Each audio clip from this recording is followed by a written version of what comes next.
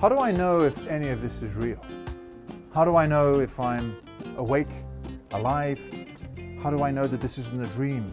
And maybe the dream is within another dream, and that dream is within another dream still. How do I know that I exist?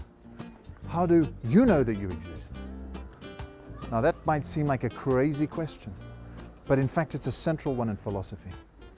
And it's the big question that René Descartes, the French philosopher, the radical skeptic, asked himself in the 1600s.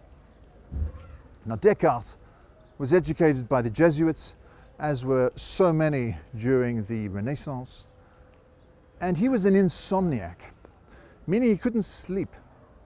And what that meant was that he would lie in during the early morning hours, and in a state of semi-torpor, he would dream up his philosophy. And in one of these morning dreams, he came to the conclusion that the entire history of human thought had been based on nonsense. And in fact, we need to derive our reasoning from experience.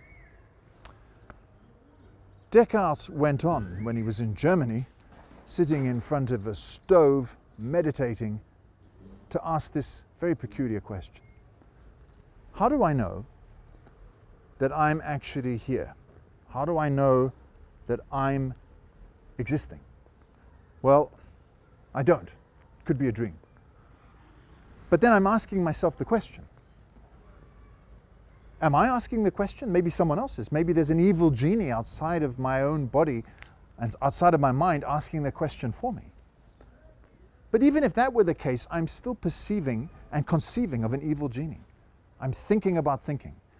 I'm a thinking machine. The fact that I'm thinking means that I must exist.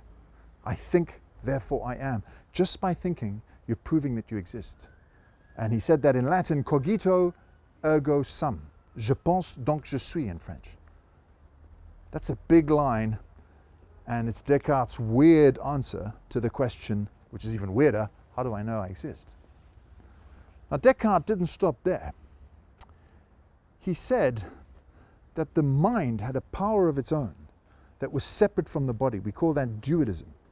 He thought that the body had one trajectory and the mind had a different one, and that the mind was infinitely more powerful than the body.